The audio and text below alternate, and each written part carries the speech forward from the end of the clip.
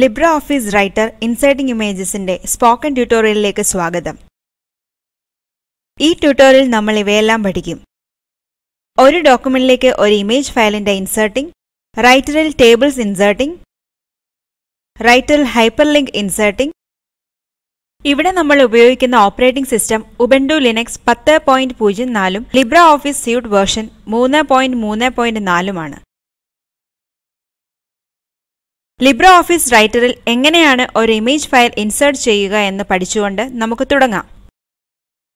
നമുക്ക് നമ്മുടെ resume.odt file open ചെയ്യാം. ഡോക്യുമെന്റിൽ ഒരു ഇമേജ് ഇൻസേർട്ട് ചെയ്യുന്നതിനായി ആദ്യം resume.odt ഡോക്യുമെന്റിനുള്ളിൽ ക്ലിക്ക് ചെയ്യുക. ഇപ്പോൾ മെനു ബാറിലെ ഇൻസേർട്ട് ഓപ്ഷൻ ക്ലിക്ക് ചെയ്യുക. പിന്നീട് പിക്ചറിൽ ക്ലിക്ക് ചെയ്യുക. അവസാനം ഫ്രം ഫയൽ ഓപ്ഷനിൽ ക്ലിക്ക് ചെയ്യുക. ഒരു ഇൻസേർട്ട് പിക്ചർ ഡയലോഗ് ബോക്സ് പ്രത്യക്ഷപ്പെടുന്നതായി നിങ്ങൾക്ക് കാണാം. നിങ്ങൾ ലൊക്കേഷൻ ഫീൽഡിൽ ഫയൽ നെയിം എഴുതി സിസ്റ്റത്തിൽ പിക്ചർ സേവ് ചെയ്തിട്ടുണ്ടെങ്കിൽ നിങ്ങൾക്ക് അതിൽ നിന്നും പിക്ചർ തിരഞ്ഞെടുക്കാം. നമ്മൾ ഒന്നും സേവ് ചെയ്തിട്ടില്ലാത്തതിനാൽ ഡിഫോൾട്ടായി നൽകിയിട്ടുള്ളവയിൽ നിന്നും ഒരു പിക്ചർ നമ്മൾ ഇൻസേർട്ട് ചെയ്യുന്നു. അതിനായി ഡയലോഗ് ബോക്സിന്റെ ഇടതുവശത്തുള്ള പിക്ചേഴ്സ് ഓപ്ഷൻ ക്ലിക്ക് ചെയ്യുക. ഇപ്പോൾ ഇമേജുകളിൽ ഒന്നിൽ ക്ലിക്ക് ചെയ്യുക. അവസാനമായി ഓപ്പൺ ബട്ടൺ ക്ലിക്ക് ചെയ്യുക. ഇമേജ് നിങ്ങളുടെ ഡോക്യുമെന്റിൽ ഇൻസേർട്ടഡ് ആയതായി നിങ്ങൾക്ക് കാണാം. നിങ്ങൾക്ക് ഈ ഇമേജ് റീസൈസ് ചെയ്യുവാനും റെസ്യൂമിന്റെ മുകൾ ഭാഗത്ത് വലതു മൂലയിലേക്ക് ഡ്രാഗ് ചെയ്യുവാനും കഴിയും. അതിനായി ആദ്യം ഇമേജിൽ ക്ലിക്ക് ചെയ്യുക. ഇമേജിൽ കളേർഡ് ഹാൻഡിൽസ് പ്രത്യക്ഷപ്പെടുന്നതായി നിങ്ങൾക്ക് കാണാം. ഹാൻഡിലുകൾ ഒന്നിൽ കഴ്സർ വെച്ച് ഇടത് മൗസ് ബട്ടൺ അമർത്തുക. കഴ്സർ പതിയെ വലിച്ച് ഇമേജ് റീസൈസ് ചെയ്യുക. റീസൈസ് ചെയ്തതിനു ശേഷം ഇമേജ് ക്ലിക്ക് ചെയ്ത് അത് എഡിറ്ററുടെ മുകളിലത്തെ വലത്തെ മൂലയിലേക്ക് ഡ്രാഗ് ചെയ്യുക.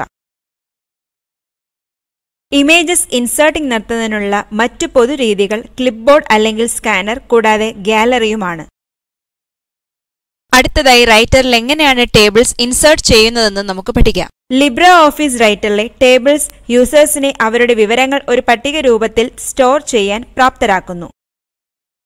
നിങ്ങളുടെ ഡോക്യുമെന്റിൽ ഒരു ടേബിൾ ഇൻസേർട്ട് ചെയ്യുന്നതിന് ഒന്നുകിൽ നിങ്ങൾക്ക് ടൂൾബാറിലെ ടേബിൾ ഐക്കൺ ക്ലിക്ക് ചെയ്ത് ടേബിളിന്റെ സൈസ് തിരഞ്ഞെടുക്കുകയോ അല്ലെങ്കിൽ മെനു ബാറിലെ ഇൻസേർട്ട് ഓപ്ഷനിലൂടെയും ചെയ്യാം. അപ്പോൾ എഡ്യൂക്കേഷണൽ ഡീറ്റെയിൽസ് എന്ന ഹെഡിങ്ങിന് താഴെ ഒരു ടേബിൾ ഇൻസേർട്ട് ചെയ്യുന്നതിനായി കഴ്സർ ഈ ഹെഡിങ്ങിന് താഴെ വെക്കുക. ഇനി മെനു ബാറിലെ ഇൻസേർട്ട് മെനുവിൽ ക്ലിക്ക് ചെയ്ത് പിന്നീട് ടേബിൾസ് ഓപ്ഷൻ ക്ലിക്ക് ചെയ്യുകയും ചെയ്യുക. അത് പല ഫീൽഡുകളുള്ള ഒരു ഡയലോഗ് ബോക്സ് ഓപ്പൺ ചെയ്യും. നെയിം ഫീൽഡിൽ ടേബിളിന്റെ പേരായി നമുക്ക് റെസ്യൂം ടേബിൾ എന്ന് നൽകാം.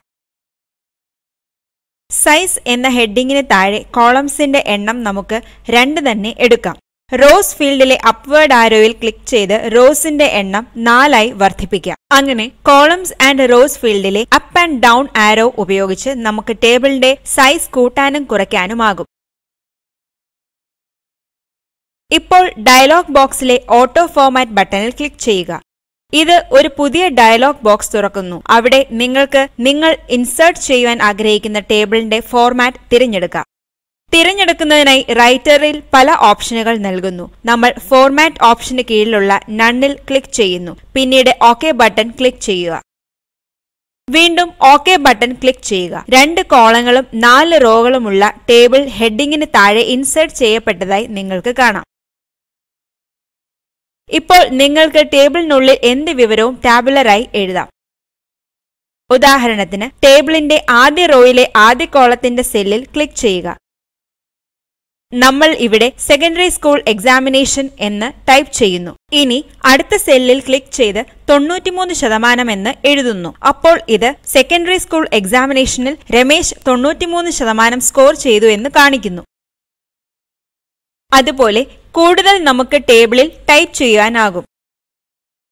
നമ്മൾ സെക്കൻഡറി സ്കൂൾ എക്സാമിനേഷൻ എന്ന് ടൈപ്പ് ചെയ്ത സെല്ലിന് തൊട്ട് താഴെയുള്ള സെല്ലിൽ ക്ലിക്ക് ചെയ്യുക. ഇവിടെ ഹയർ സെക്കൻഡറി സ്കൂൾ എക്സാമിനേഷൻ എന്ന് ടൈപ്പ് ചെയ്ത് അടുത്ത സെല്ലിൽ നമ്മൾ 88% എന്ന് എഴുതുന്നു. അടുത്ത സെല്ലിലേക്ക് പോകുന്നതിനായി മൂന്നാമത്തെ റോയിലെ ആദ്യ സെല്ലിൽ ക്ലിക്ക് ചെയ്യുക. ടാബ് കീ അമർത്തിയും നിങ്ങൾക്ക് സെല്ലുകളിൽ നിന്ന് സെല്ലുകളിലേക്ക് പോകാം. അതുകൊണ്ട് നമുക്ക് ടാബ് കീ അമർത്തി ഗ്രാജുവേഷൻ എന്ന് ടൈപ്പ് ചെയ്യാം. അടുത്ത സെല്ലിൽ സ്കോറായി 75% എന്ന് ടൈപ്പ് ചെയ്യുക. അവസാനമായി നമ്മൾ അവസാന റോയിലെ ആദ്യ സെല്ലിൽ ഹെഡിംഗ് ആയി പോസ്റ്റ് ഗ്രാജുവേഷൻ എന്നും അടുത്ത സെല്ലിൽ സ്കോറായി 70% എന്നും എഴുതി. അപ്പോൾ എഡ്യൂക്കേഷൻ ഡീറ്റെയിൽസ് ഉള്ള ടേബിൾ റെസ്യൂമിൽ ഉൾപ്പെട്ടു എന്ന് നമുക്ക് കാണാം. നമുക്ക് കഴ്സർ ടേബിളിന്റെ അവസാന സെല്ലിലേക്ക് കൊണ്ടുവരാം. ഇപ്പോൾ നമുക്ക് ടേബിളിന്റെ അവസാന റോയ്ക്ക് തൊട്ട് താഴെ ഒരു റോ കൂടി കൂട്ടിച്ചേർക്കണമെന്നുണ്ടെങ്കിൽ കീബോർഡിലെ ടാബ് കീ അമർത്തുക. ഒരു പുതിയ റോ ഇൻസേർട്ട് ചെയ്യപ്പെട്ടതായി നിങ്ങൾക്ക് കാണാം. ടേബിളിന്റെ ഇടതുവശത്ത് നേടിയ ഡിഗ്രിയായി നമ്മൾ PhD എന്ന് ടൈപ്പ് ചെയ്യുന്നു. കൂടാതെ വലതുവശത്ത് കിട്ടിയ മാർക്സ് ആയി 65% എന്നും ടൈപ്പ് ചെയ്യുന്നു. അപ്പോൾ കഴ്സർ അവസാന സെല്ലിൽ ആയിരിക്കുമ്പോൾ ഒരു റോയ്ക്ക് താഴെ മറ്റൊരു പുതിയ റോ കൂട്ടിച്ചേർക്കുവാൻ ടാബ് കീ വളരെ ഉപകാരപ്രദമാണ് എന്ന് നമ്മൾ കണ്ടു. ടാബും ഷിഫ്റ്റ് ടാബും ഉപയോഗിച്ച് ഒരുവന് ടേബിളിലെ ഒരു സെല്ലിൽ നിന്നും മറ്റൊരു സെല്ലിലേക്ക് പോകാവുന്നതാണ്. ടേബിളുകളിലുള്ള മറ്റൊരു പ്രധാന സവിശേഷതയാണ് ഒപ്റ്റിമൽ കോളം വിഡ്ത് ഓപ്ഷൻ. ഇത് സെല്ലുകളിലുള്ള ഉള്ളടക്കത്തിനനുസരിച്ച് കോളത്തിന്റെ വീതി ഓട്ടോമാറ്റിക്കായി ക്രമീകരിക്കുന്നു. ടേബിളിന്റെ രണ്ടാമത്തെയോ അല്ലെങ്കിൽ വലതുവശത്തെയോ കോളത്തിൽ ഈ ഫീച്ചർ ബാധകമാകുന്നതിനാൽ ആദ്യം കഴ്സർ രണ്ടാമത്തെ കോളത്തിൽ എവിടെയെങ്കിലും വെക്കുകയോ ക്ലിക്ക് ചെയ്യുകയോ ചെയ്യുക. ഇപ്പോൾ നമുക്ക് കഴ്സർ അവസാന സെല്ലിലെ 65% എന്ന ടെക്സ്റ്റിന്റെ അവസാനം വെക്കാം. ഇപ്പോൾ മെനു ബാറിലെ ടേബിൾ മെനുവിൽ ക്ലിക്ക് ചെയ്യുക. പിന്നീട് ഓട്ടോഫിറ്റ് ഓപ്ഷനിലേക്ക് പോവുക. സ്ക്രീനിൽ പ്രത്യക്ഷപ്പെടുന്ന മെനുവിൽ optimal column width option click ചെയ്യുക. കോളത്തിലെ സെൽസിന്റെ ഉള്ളടക്കത്തിന് അനുസൃതമായി കോളത്തിന്റെ വീതി ഓട്ടോമാറ്റിക്കായി ക്രമീകരിക്കപ്പെടുന്നതായി നിങ്ങൾക്ക് കാണാം. ഇതുപോലെ നമുക്ക് ടേബിളിലെ ഏത് കോളത്തിലും ഇത് ചെയ്യുവാൻ കഴിയും.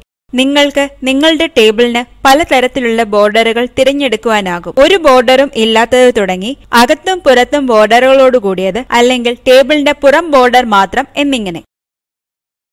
ഇതിനായി മെയിൻ മെനുവിലെ ടേബിൾ ടാബ് സെലക്ട് ചെയ്യുക. പിന്നീട് ഉചിതമായ ഓപ്ഷൻ തിരഞ്ഞെടുക്കുന്നതിനായി ടേബിൾ പ്രോപ്പർട്ടീസ് ഓപ്ഷനിലെ ബോർഡേഴ്സ് ടാബ്. അടുത്തതായി റൈറ്ററിൽ എങ്ങനെയാണ് ഹൈപ്പർലിങ്ക്സ് ഉണ്ടാക്കുന്നത് എന്ന് നമ്മൾ കാണും. ഹൈപ്പർലിങ്ക്സ് പിന്തുടരുന്ന ഒരു യൂസർ ഹൈപ്പർ ടെക്സ്റ്റിലേക്ക് പോകും അല്ലെങ്കിൽ ബ്രൗസ് ചെയ്യും എന്ന് കരുതുന്നു. ഒരു ഹൈപ്പർലിങ്ക് വായനക്കാരന് നേരിട്ട് പിന്തുടരുവാൻ കഴിയുന്ന അല്ലെങ്കിൽ ഓട്ടോമാറ്റിക്കായി പിന്തുടരുന്ന ഒരു ഡോക്യുമെന്റിന്റെ സൂചനയാണ്. ഒരു ഹൈപ്പർലിങ്ക് ഒരു ഡോക്യുമെന്റിനെ മുഴുവനായോ അല്ലെങ്കിൽ അതിലുള്ള ഒരു ഭാഗത്തേക്കോ വിരൽ ചൂണ്ടുന്നു. ഫയലിൽ ഒരു ഹൈപ്പർലിങ്ക് ഉണ്ടാക്കുന്നതിന് മുൻപ് ആദ്യം നമ്മൾ ഹൈപ്പർലിങ്ക് ചെയ്യേണ്ട ഒരു ഫയൽ ഉണ്ടാക്കുക. അതിനായി ടൂൾ ബാറിലെ ന്യൂ ഐക്കൺ ക്ലിക്ക് ചെയ്യുക. പുതിയ ഒരു ടെക്സ്റ്റ് ഡോക്യുമെന്റ് തുറക്കുന്നു. ഇനി നമുക്ക് ഈ പുതിയ ഡോക്യുമെന്റിൽ ഹോബീസിനായി ഒരു ടേബിൾ ഉണ്ടാക്കാം. അപ്പോൾ നമ്മൾ ഹെഡിംഗ് ആയി എഴുതുന്നു ഹോബീസ്. എന്റർ കീ അമർത്തുക. ഇനി നമുക്ക് ഒന്നിന് താഴെ മറ്റൊന്നായി കുറച്ച് ഹോബീസ് എഴുതാം. Listening to music, playing table tennis and painting എന്നിങ്ങനെ. നമുക്ക് ഈ ഫയൽ സേവ് ചെയ്യാം. ടൂൾ ബാറിലെ സേവ് ഐക്കൺ ക്ലിക്ക് ചെയ്യുക. നെയിം ഫീൽഡിൽ നമുക്ക് ഫയൽ നെയിമായി ഹോബി എന്നെഴുതാം. സേവ് ഇൻ ഫോൾഡറിലെ ഡൗൺ ആരോയിൽ ക്ലിക്ക് ചെയ്യുകയും പിന്നീട് ഡെസ്ക്ടോപ്പ് ഓപ്ഷൻ ക്ലിക്ക് ചെയ്യുകയും ചെയ്യുക. ഇനി സേവ് ബട്ടൺ ക്ലിക്ക് ചെയ്യുക. അപ്പോൾ ഫയൽ ഡെസ്ക്ടോപ്പിൽ സേവ്ഡ് ആയി. ഇപ്പോൾ നമ്മൾ ഈ ഫയൽ ക്ലോസ് ചെയ്യുന്നു. ഇനി നമുക്ക് ഫയൽ resume.odtയിൽ ഒരു ഹൈപ്പർലിങ്ക് ഉണ്ടാക്കാം. അത് ഈ ഡോക്യുമെന്റ് തുറക്കും. ഇപ്പോൾ നമ്മൾ വിദ്യാഭ്യാസ വിവരങ്ങൾ ഉൾപ്പെടുന്ന ടേബിളിന് താഴെ ഹെഡിംഗ് ആയി ഹോബീസ് എന്ന് എഴുതുന്നു. ഹോബീസ് എന്ന ടെക്സ്റ്റ് ഹൈപ്പർലിങ്ക് ആക്കുന്നതിന് ആദ്യം കഴ്സർ ഹെഡിംഗ് ആയ ഹോബീസിലൂടെ പതിയെ വലിച്ച് ടെക്സ്റ്റ് സെലക്ട് ചെയ്യുക. ഇനി മെനു ബാറിലെ ഇൻസേർട്ട് മെനുവിൽ ക്ലിക്ക് ചെയ്യുക. പിന്നീട് ഹൈപ്പർലിങ്ക് ഓപ്ഷനിൽ ക്ലിക്ക് ചെയ്യുക. ഒരു ഡയലോഗ് ബോക്സ് തുറക്കുന്നു. അതിൽ internet, mails and news, documents കൂടാതെ ന്യൂ ഡോക്യുമെന്റ്സ് എന്ന ഓപ്ഷനുകളും. നമ്മൾ ടെക്സ്റ്റ് ഡോക്യുമെന്റിലേക്കാണ് ഹൈപ്പർലിങ്ക് ഉണ്ടാക്കുന്നത്. അതിനാൽ നമ്മൾ ഡോക്യുമെന്റ് ഓപ്ഷൻ ക്ലിക്ക് ചെയ്യുന്നു. ഇപ്പോൾ പാത്ത് ഫീൽഡിലെ ഓപ്പൺ ഫയൽ ബട്ടൺ ക്ലിക്ക് ചെയ്യുക. ഇനി നമുക്ക് നമ്മൾ ഉണ്ടാക്കിയ പുതിയ ഡോക്യുമെന്റ് ആക്സസ് ചെയ്യുന്നതിനായി ഡയലോഗ് ബോക്സിലുള്ള ഡെസ്ക്ടോപ്പ് ഓപ്ഷനിൽ ക്ലിക്ക് ചെയ്യാം. ഇപ്പോൾ hobby.odt ഓപ്ഷനിൽ ക്ലിക്ക് ചെയ്യുക. പിന്നീട് ഓപ്പൺ ബട്ടണിൽ ക്ലിക്ക് ചെയ്യുക. പാത്ത് ഫീൽഡിൽ ഫയലിലേക്കുള്ള പാത്ത് ഇൻസേർട്ട് ചെയ്യപ്പെട്ടതായി നിങ്ങൾക്ക് കാണാം. അപ്ലൈ ഫീൽഡിലും പിന്നീട് ക്ലോസ് ബട്ടണിലും ക്ലിക്ക് ചെയ്യുക. ഹോബീസ് എന്ന ടെക്സ്റ്റ് നീല നിറത്തിലായതായും അണ്ടർലൈൻ ചെയ്യപ്പെട്ടതായും നിങ്ങൾക്ക് കാണാം. ടെക്സ്റ്റ് ഇപ്പോൾ ഒരു ഹൈപ്പർലിങ്ക് ആണ്. ഇനി കർസർ ഹെഡിംഗ് ഹോബീസിൽ വെക്കുക. പിന്നീട് കൺട്രോൾ കീയും ഇടത് മൗസ് ബട്ടണും ഒരേ സമയം അമർത്തുക. ഹോബീസ് ഉൾക്കൊള്ളുന്ന ഫയൽ ഓപ്പൺ ആയതായി നമുക്ക് കാണാം. ഇതേപോലെ നിങ്ങൾക്ക് ഇമേജസുകൾക്കും വെബ്സൈറ്റുകൾക്കും ഹൈപ്പർലിങ്കുകൾ ഉണ്ടാക്കാൻ കഴിയും. ഇത് നമ്മെ ലിബ്രെഓഫീസ് റൈറ്ററിനെ കുറിച്ചുള്ള സ്പോക്കൺ ട്യൂട്ടോറിയലിന്റെ അവസാന ഭാഗത്ത് എത്തിക്കുന്നു. ചുരുക്കത്തിൽ നമ്മൾ പഠിച്ചത്: ഒരു ഡോക്യുമെന്റിൽ ഒരു ഇമേജ് ഫയൽ ഇൻസേർട്ട് ചെയ്യുവാൻ, റൈറ്ററിൽ ടേബിൾ ഇൻസേർട്ട് ചെയ്യുവാൻ, റൈറ്ററിൽ ഹൈപ്പർലിങ്ക് ഇൻസേർട്ട് ചെയ്യുവാൻ. Comprehensive assignment. practice.odt തുറക്കുക. ഫയലിൽ ഒരു ഇമേജ് ഇൻസേർട്ട് ചെയ്യുക.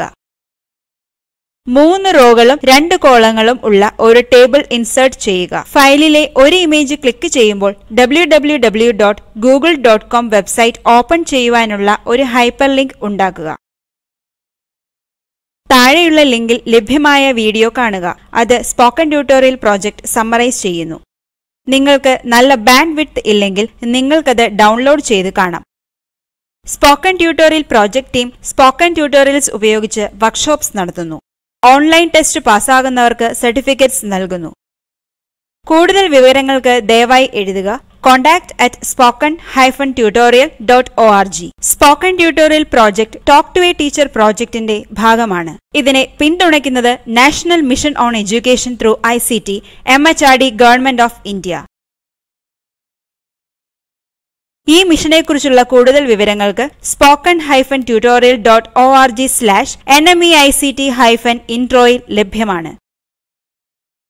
ഈ ട്യൂട്ടോറിയൽ സമാഹരിച്ചത് ശാലു ശങ്കർ, IIT ബോംബെ. ഞങ്ങളോടൊപ്പം ചേർന്നതിന് നന്ദി.